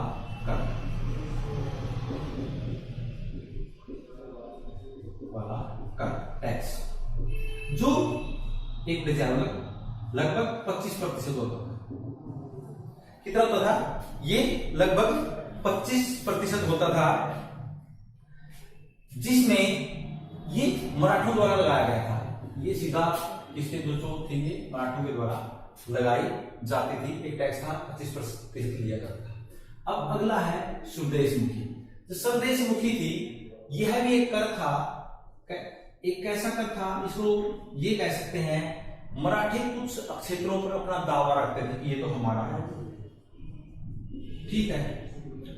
और दूसरा क्या करते थे, उनको ये अब मराठी क्या कहते थे कि हम इस क्षेत्र पर, उनका दावा है कि ये तो हमारा क्षेत्र है, अब उसके ऊपर वो अटैक कर देते थे। अगर उस अटैक से बचना है तो ये स्वदेशमुखी देना पड़ता था। स्वदेशमुखी होता था वो 10% होता था। ये कितना होता था? 25%। ये होता था 10%, ठीक है। मराठों का जिन क्षेत्रों पर दावा होता था, मराठों का मतलब उन्होंने अब एक उड़ीसा पर, इस पे हैदराबाद में के कुछ क्षेत्र पर दावा कर दिया कि यहां से तो आपको देना पड़ेगा, नहीं तो हम हमले करेंगे, अटैक करेंगे। अब क्या होता था, उनको ये स्वदेशमुखी टैक्स देके उनसे पीछा छुड़वाया जाता है। ये 10% होता था। ये प्रतिशत में पूछ सकता है कि ये क्या था। एक दावा के ऊपर जो कर लगाया कितना होता था? 10% होता था। उसके बाद अगला जो मैंने लिखी है वो जजिया है। काफी इंटरेस्टिंग टर्म है ये। जो जजिया है ये गैर मुस्लिमों पर,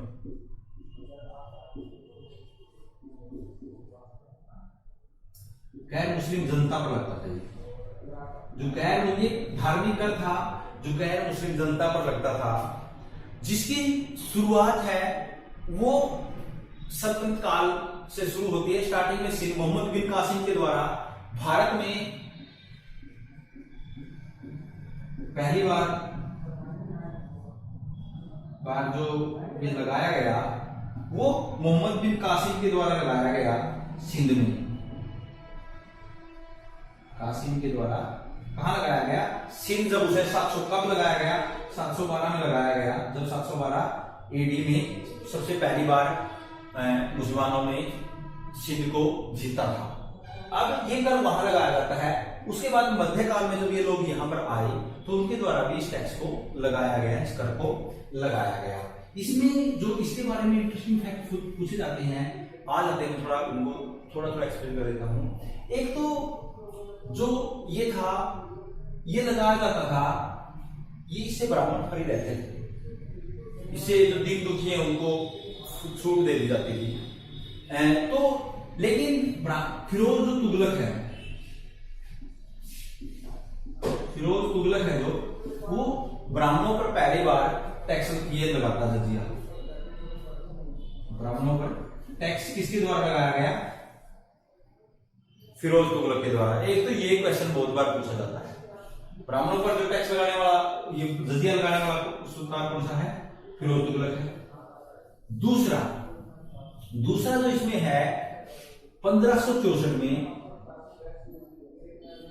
एडी, 1564 एडी में अकबर के द्वारा इसे हटा दिया गया। अकबर के द्वारा इसे हटा दिया गया। अकबर, आपको पता है उसकी जो नीतियां थी वो हिंदुओं से ज्यादा दूर नहीं थी, तो इसलिए इस टैक्स को हटा देता है। लेकिन 1679 में औरंगजेब दोबारा इसे लगा देता है। औरंगजेब इसे दोबारा लगा देता है। इसके बाद एक गैर जो मुस्लिम जनता पर लगता था, ठीक है। दूसरा ब्राह्मणों पर एकमात्र फिरोज तुगलक के द्वारा लगाया गया। अकबर ने इसको 1564 में हटा दिया। उसके बाद 1680 में औरंगजेब के द्वारा इसे फिर से लगा दिया गया। अब हमारी जो अगली टर्म है वो है खम्स। खम्स होता था युद्ध की लूट, जो युद्ध की लूट का माल है, तो युद्ध की लूट का माल है। युद्ध की जो लूट का युद्ध जब होते थे उसमें बहुत सी बार बूटी मिलती थी, बहुत सा धन मिलता था। अब इसमें जो मुस्लिम है उनकी जो सेना की स्टार्टिंग से ही ये रहा है कि जो लूट का माल जिन भी क्षेत्रों में जाएंगे उसको जब लूटेंगे उसका जो माल होगा उसका 5 भाग किए जाएंगे, 5 भाग किए जाएंगे और सेना को 4 भाग मिलेगा, 4 भाग मिलेंगे। 5 भाग में से 4 भाग सेना को और 1 भाग है वो जाएगा राज्य को। लेकिन अलाउद्दीन खिलजी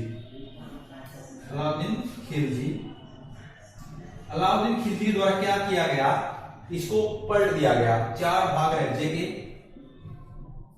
और 1 भाग सैनिकों का।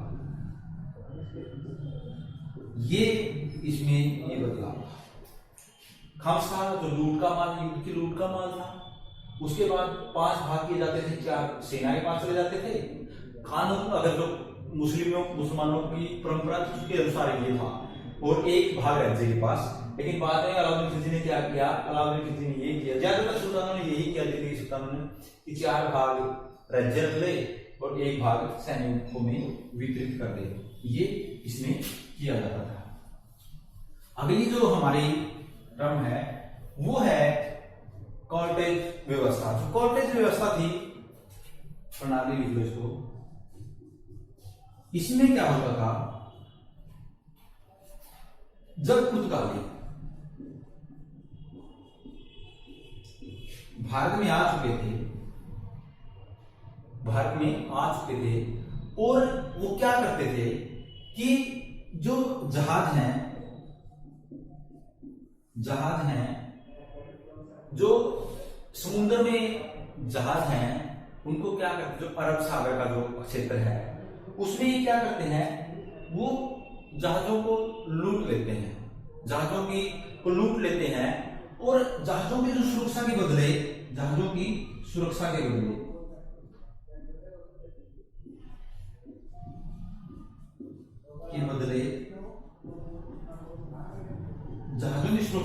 बदले जो ये कॉर्टेज मतलब एक पैसा लिया जाता था, ये मतलब परमिट की तरह होता था, ये लेने के बाद ही पुर्तगाली देते थे। ये है लेने के बाद पुर्तगालियों की जिम्मेवारी थी कि वो जहाजों की सुरक्षा करें। और ये हमें वर्णन मिलता है कि मुगल्स के द्वारा पुर्तगालियों से क्या लिया गया, कॉर्टेज लिए गए थे, परमिट लिए गए थे। इतने मजबूत उसमें पुर्तगाली थे। अगली हमारी जो टर्म है वो है हुंडी। हुंडी क्या था, हुंडी व्यवस्था। हुंडी जो व्यवस्था है ये सल्तनत काल की एक आर्थिक व्यवस्था है। सल्तनत और मुगल दोनों में चलती है। मुगल काल में इसका स्वरूप बहुत बढ़ गया था। हुंडी को आज का हम चेक कह सकते हैं। एक विनिमय पत्र था, एक चेक कह सकते हैं। इसका क्या होता था कि इसमें आप देखोगे कि पहले क्या था कि मुद्रा है वो चांदी की है, रुपया, और सोने की कुछ मुद्रा है। अब मुद्रा को कितना लेकर आप वहां जा सकते हैं, एक स्थान से दूसरे स्थान तक व्यापारी जा नहीं सकते। जो व्यापारी हैं उनको बड़ी दिक्कत होती है मुद्रा को एक स्थान से दूसरे स्थान पर ले जाने के लिए। लेकिन बाद में हुंडी व्यवस्था शुरू होती है। हुंडी एक पत्र है जिसके ऊपर मान लिया ये लिख दिया कि 10 लाख, जैसे आप चेक पे लिख देते हैं। अब इसमें जब 10 लाख लिख दिया तो मान लिया वो यहां से दिल्ली से लिखवाया गया, दिल्ली से कोई व्यापारी कहां जा रहा है, गुजरात जा रहा है। अब गुजरात से कुछ सामान खरीदना है, दिल्ली का एक सराफा था, जो सराफा है वो क्या करेगा, हुंडी जारी कर देगा। जो सराफा वर्ग था ये हुंडी जारी करता था, सराफा जो वर्ग था वो हुंडी जारी करता था। अब ये क्या करेगा, अब ये यहां से कर देगा और गुजरात में जाकर ये पैसा उसको मिल जाएगा। इस पैसे से वो एक क्या करेगा, सामान खरीद लेगा और अपना सामान लेकर आ जाएगा। अब मान लिया गुजरात का कोई व्यापारी दिल्ली आ रहा है, वो क्या करता है कि वो भी इसी तरह पत्थर लेकर आ सकता है और कुछ बट्टा एक और प्रमेश में बट्टा होता है, इसमें से मान लिया ये 10 लाख रुपए की है, इसमें उनका कमीशन, जो हुंडी जो कैश करता है उसमें कमीशन, जैसे बट्टा कटेगा, भाई ये फसल दिल्ली है इसका बट्टा कटेगा, तो ये कह सकते हैं जब इसमें जो इसका कमीशन था, इसको जो कमीशन लेते थे जो सराफा, उसको बट्टा बोला जाता था, कुछ कमीशन इनका होता था। अगली जो हमारी टर्म है वो है आर्थिक दोहन, drain of wealth, drain of wealth.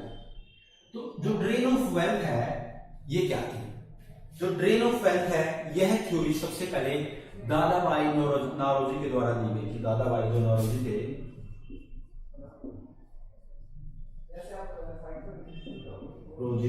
जो उनके द्वारा एक टर्म दी गई थी।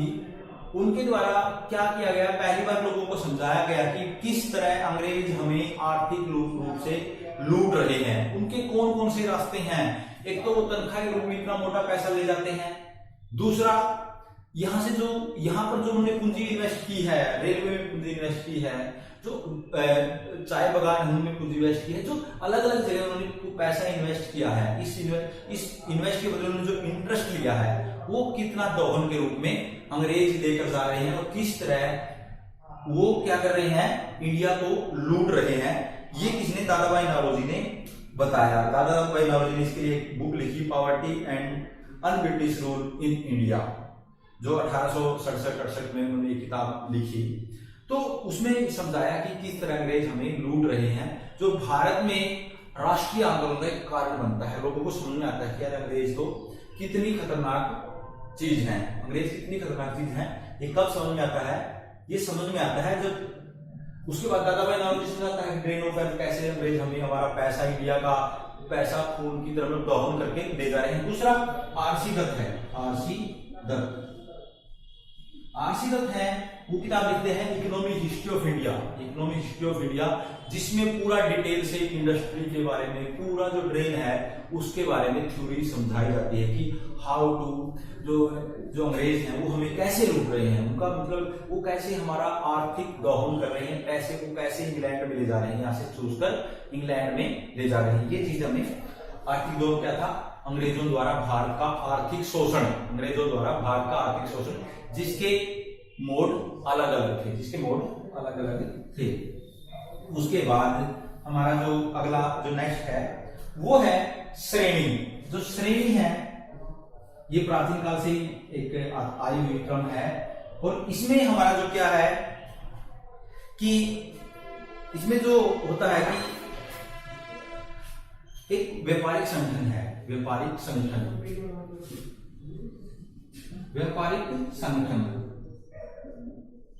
जो व्यापारिक संगठन है वो क्या करते हैं, जो एक ग्रुप है, श्रेणी क्या है, व्यापारियों का एक ग्रुप, संगठन, जो अपनी सिक्के जारी करता है, अपनी मोहरें जारी करता है, सिक्के जारी करता है, अपनी मोहरें जारी करता है, जिसमें उनको ये मान्यता है, राज्य की तरफ से मान्यता है कि वो अपने सिक्के और मोहरें जारी कर सकता है। इसका वर्णन हमें कई अभिलेखों में मिलता है, जिसमें कालचूरी अभिलेख है जो, उसमें भी हमें इसका वर्णन मिलता है कि अलग अलग श्रेणी द्वारा अलग अलग तरह के सिक्के और मोहरें अपनी बनाई जाती थी, उनकी अपनी संगठन की अपनी मोहरें होती थी। इसके बाद अगली जो हमारा जो टर्म है वो है सुलह कुल की नीति। सुलह कुल की जो नीति थी वो क्या थी? सुलह कुल, सुलह होता है एक प्रकार का दो लोगों के बीच में समझौता, और कुल दो मतलब जो समूह हैं, परिवार हैं, उनके दो आपस में राजग्राम में हैं, ये कह सकते हैं। सुलह कुल की नीति थी कि ये अकबर ने शुरू की थी। अकबर ने सुलह कुल की नीति में क्या किया? दूसरे राजघराने के साथ भी समानता का व्यवहार करना, समानता का व्यवहार करना,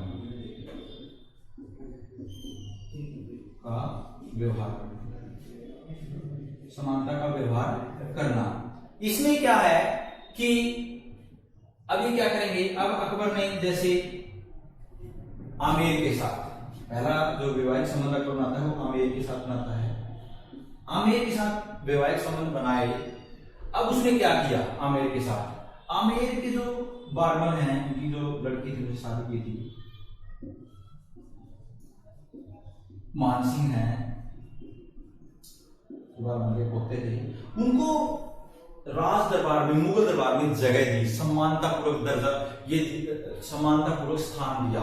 ये नहीं है कि जैसे 1665 में एक संधि के बाद भी जब शिवाजी आता है औरंगजेब से मिलने, उसके साथ समानता का व्यवहार नहीं किया जाता।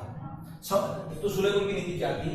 ये थी समानता का व्यवहार करना। जब किसी के साथ समझौता कर लिया, वैवाहिक संबंध बना लिए, तो उसके साथ समानता का व्यवहार करना, इसमें सुलह कुल की नीति थी। उसके बाद जो हमारी जो नेक्स्ट टर्म है वो है मनसब। क्या है? वो है मनसब।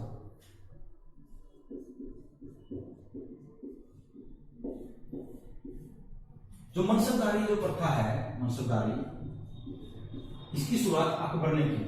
इसकी शुरुआत अकबर ने अपने शासन के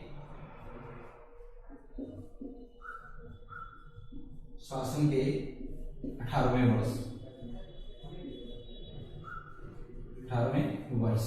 कब 18वां वर्ष कब हो गया? 1574 में उसके द्वारा इसकी शुरुआत की गई। ये तो मनसबदारी क्या थी? ये सैनिक व असैनिक सभी पदों को एक साथ जोड़ दिया गया। एक सभी सैनिक व असैनिक सभी पदों को एक साथ जोड़ दिया गया मनसबदारी व्यवस्था में, और सभी को रिस्पॉन्सिबिलिटी भी कह सकते हैं, सभी को ये मनसब दे दिया गया। कोई छोटा मनसब, पद मतलब मनसब था, एक पद था जो दे दिया गया। उनका मनसब पद के अनुसार उनका आगे क्या हुआ? उनकी पे भी निश्चित की गई।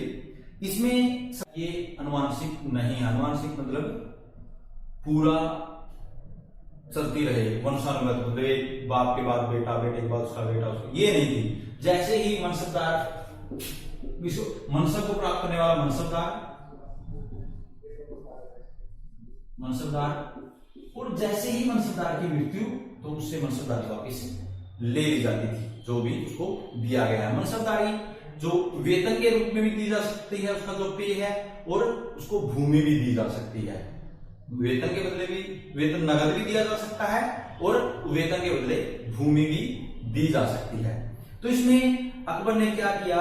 अकबर ने इसमें दाख प्रथा चलाई। दाख प्रथा, इसमें मनसबदारों को घोड़े रखने पड़ते थे जैसे, इसमें अकबर ने दाख प्रथा का नियम लागू किया, और एक जात और सवार। जात और सवार, जात मतलब ओहदा, सवार मतलब घोड़े।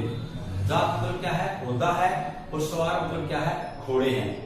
तो जात, उसका दरबार में क्या रैंक है? दरबार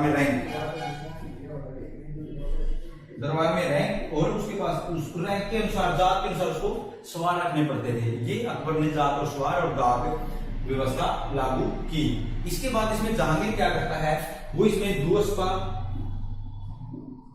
अस्पा और सी अस्पा लगाता है। दुअस्पा में क्या था? एक सैनिक जितने, मतलब मान लीजिए कि 2000 सैनिक रखने हैं, तो उसको 4000 घोड़े रखने पड़ेंगे। 4000 सैनिक और इतने ही घोड़े, इतने घोड़े, एक सैनिक के पीछे 2 घोड़े। और सीएसपा में क्या होता था, एक सैनिक मान लीजिए 1000 उसके पास सैनिक हैं, उसको 3000 घोड़े रखने पड़ेंगे। क्या करने पड़ेंगे, मतलब एक के पीछे 3, 1 बिहाइंड 3 घोड़े उसको रखने पड़ेंगे। ये ऐसा इसमें था। इसके बाद जो नेक्स्ट हमारी जो टर्म है वो है एकता। एकता जो प्रथा है ये दिल्ली सल्तनत की है। दिल्ली सल्तनत है उसके समय एकता प्रथा शुरू की। एकता प्रथा की सही शुरुआत इल्तुतमिश ने की थी, के द्वारा की गई, इल्तुतमिश के द्वारा की गई। इसमें समय समय पर लोगों के द्वारा चेंज किए गए, लेकिन इसमें क्या था कि एकता क्या थी, भूमि का एकता थी। वेतन के बदले भूमि दी जाती थी, वेतन के बदले भूमि दी जाती थी। और एकता को प्राप्त करने वाला होता था एकतादार। इनके अलग अलग होते थे इसमें। तो इसमें क्या होता था कि कुछ लोगों को भूमि दे दी गई और उनको सैनिक रखने थे, वेतन जिसके बदले, वेतन के बदले भूमि। सीधी बात है, एकता क्या थी, वेतन के बदले भूमि। एक सैनिक को भी भूमि का टुकड़ा दिया जाता था। पहले बड़े लोगों को बीच बढ़ती थी, वो बड़े छोटों के बीच में, छोटे करते करते वो नीचे सैनिक तक चली जाती थी और सैनिक को भी एकता दे दिया जाता था। ठीक है, तो इसमें ये किया गया। अब इसमें जो आ गया आगे हमारी जो है जागीर, एक और टर्म थी हमारी जागीर। जागीर क्या थी, जागीर होती थी वेतन के बदले। एक तो 2 तरह की जागीर थी, एक तो वेतन के बदले प्राप्त जागीर, वेतन के बदले प्राप्त भूमि, और एक वतन जागीर।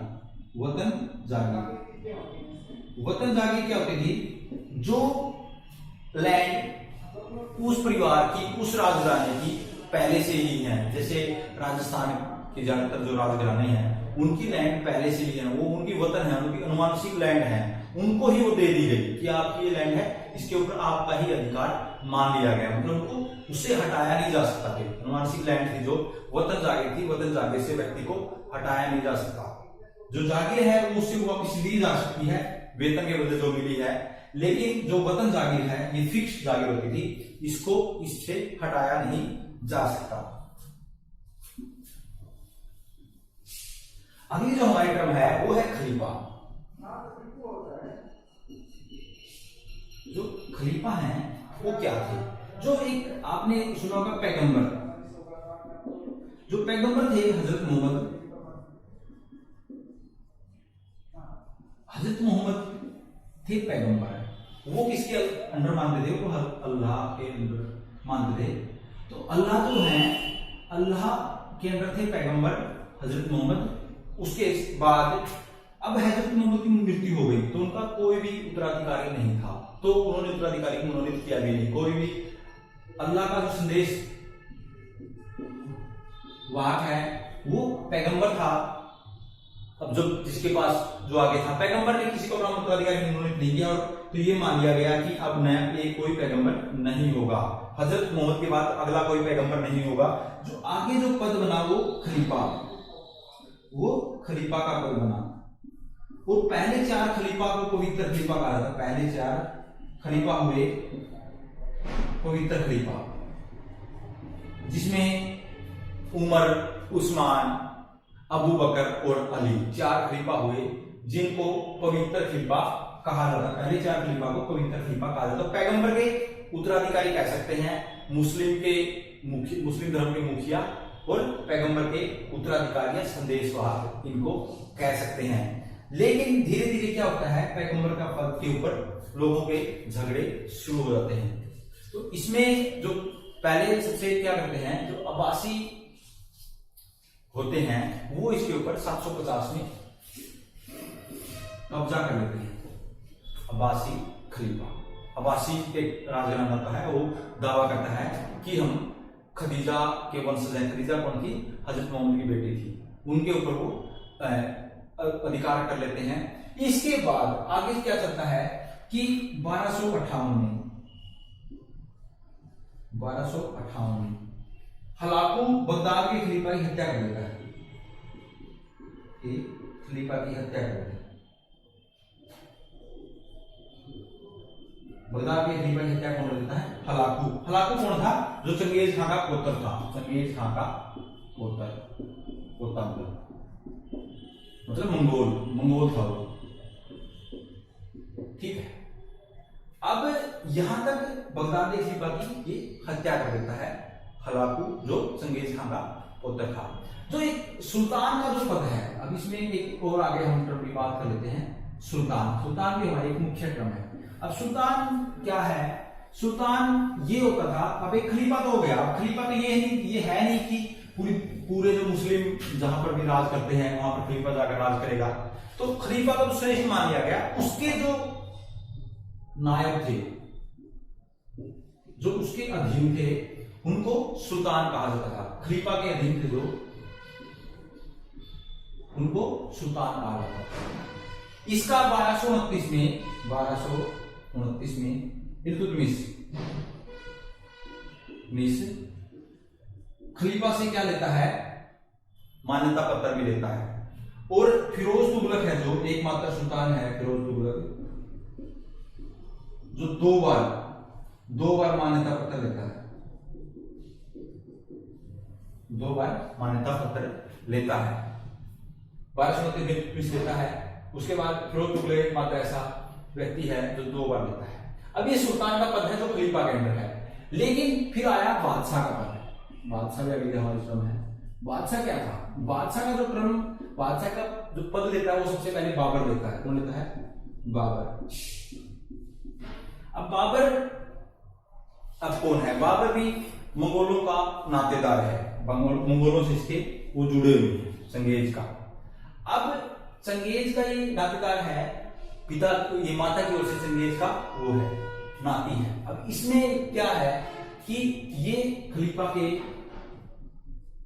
उसको स्वीकार नहीं करते और खलीफा से सीधा ये अपने आप को आगे जोड़ देते हैं। खलीफा की अंडरता, मतलब अब खलीफा के अंडर नहीं है, ये सीधा खलीफा से बाहर है, खलीफा से स्वतंत्र है, खलीफा की शक्ति को चुनौती दे देते हैं। क्योंकि इनमें से इनका ही एक व्यक्ति हलाकू पहले इसके वध कर चुका है, तो खलीफा की महत्व इस अब यहाँ पर खत्म हो जाता है।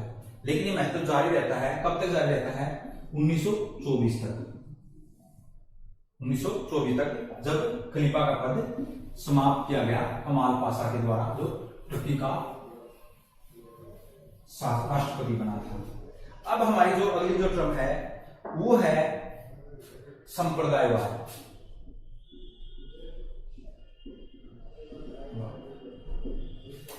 संप्रदायवाद है वो क्या होता है? एक संप्रदाय, हिंदू संप्रदाय,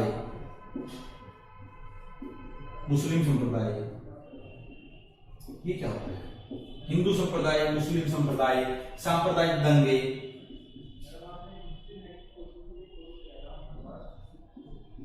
सांप्रदायिक दंगे, ये क्या होता है? ये होता है कि एक समूह की, उसमें सभी जैसे हिंदू धर्म की जातियों से ऊपर उठा के उनको एक संप्रदाय में जोड़ देना, एक समूह में जोड़ देना और उनके हितों को एक जगह लेके आना कि हमारे जो हित हैं, हिंदू धर्म है, उसके वो एक संप्रदाय है, उसमें अलग अलग जातियों को तो भूल जाओ, हमें अब एक रहना है। एक भावना उनके अंदर डाल जाती है कि वी द यूनिट, कि हम एक यूनिट हैं, और संप्रदाय बना दिया जाता है। उसके एक हिंदू हो गया, दूसरे मुस्लिम में ऐसा ही कर दिया जाता है।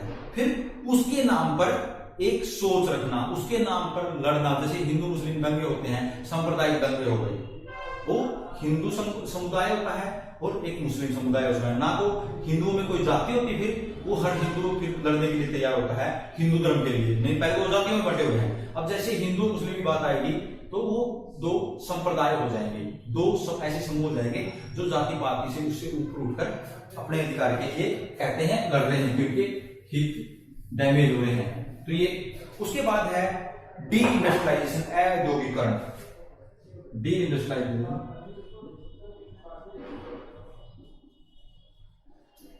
ये क्या था? ये जब 1757 में 1757 1764 के बाद क्या हुआ, अंग्रेजों ने भारत में सत्ता स्थापित कर ली। उसके बाद उनका यहाँ पर राजनीतिक और आर्थिक दोनों तरह का कब्जा हो गया। अब जब उनका दोनों तरह का यहाँ पर कब्जा हो जाता है तो वो क्या करते हैं, धीरे धीरे भारत की जो हैंडीक्राफ्ट इंडस्ट्री है, भारत की जो हैंडीक्राफ्ट इंडस्ट्री है उसको बंद करवा देते हैं। बंद कैसे करवा देते हैं कि उनके में जो उत्पादन होता है उसके निर्यात पर रोक लगा देते हैं, निर्यात पर ज्यादा टैक्स लगा देते हैं, निर्यात पर ज्यादा टैक्स लगा देते हैं और इंग्लैंड में जो बना माल है आयात करते हैं और उस आयात के ऊपर छूट दे देते हैं। इससे निर्यात पे तो कर लग गया, आयात में तो छूट मिल गई। मशीन का मुकाबला हैंडीक्राफ्ट इंडस्ट्री ज्यादा समय तक भारत की नहीं कर पाई और क्या होता है कि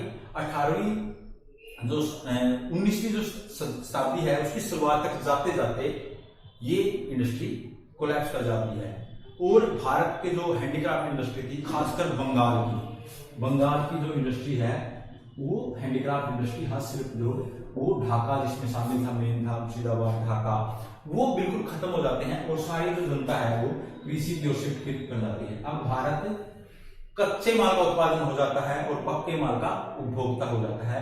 ये डी इंडस्ट्रियलाइजेशन की कॉन्सेप्ट थी। अब ज्यादातर लोग कृषि करना ही लग जाते हैं। अगली जो हमारी जो टर्म है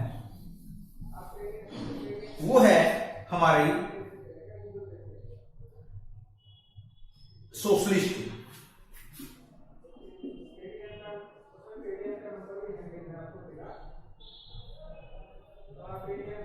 जो सोशलिस्ट हैं यह एक समूह था। इसमें क्या हुआ कि कांग्रेस में 1934 में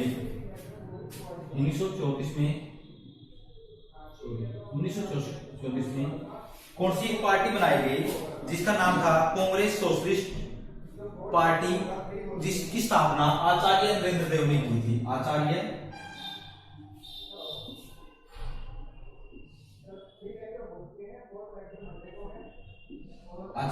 नरेंद्र देव ने इसकी स्थापना की थी। कौन सी सोशलिस्ट पार्टी थी? जो सामाजिक सोच रखने वाली, सौहार्द रखने वाले, विश्वास रखने वाले लोगों की पार्टी, मतलब समाजवाद की बात करने वाली। उसके बाद सत्याग्रह।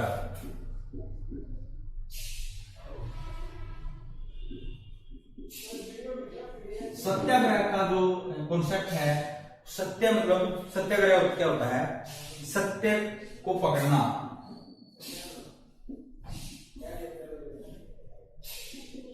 सत्य को पकड़ना। अब सत्याग्रह को पकड़ना, ये कॉन्सेप्ट गांधी इंडिया में जो लेके आए वो थे गांधी। कौन लेके आए? गांधी। सत्याग्रह गांधी लेके आए और सत्य का रास्ता अपना लेना, मतलब सच्चाई के साथ अपने आप को जोड़ देना, चाहे उसमें हमारी मृत्यु हो जाए। और इसमें अहिंसा का पालन करना है, अहिंसा का पालन करना है, हिंसा नहीं करनी है। ठीक है, तो गांधी इसमें ले गए। भारत में इसका उन्होंने सबसे पहला प्रयोग 1917 में ईस्वी में चंपारण में किया, जिसमें नील की खेती के विरुद्ध उन्होंने। उसके बाद अहमदाबाद में 1918 में अहमदाबाद में किया, आज जो गुजरात में है। तो इसमें इन्होंने सत्याग्रह, गांधी के जो पूरे आंदोलन है वो सत्याग्रह ही होते थे। तो उससे वो पकड़ गए थे कि सत्य की जीत होगी हमेशा। उनको लास्ट तक इस बात पे पूर्ण विश्वास था। उसके बाद हमारा है खिलाफत मूवमेंट। खिलाफत जो मूवमेंट था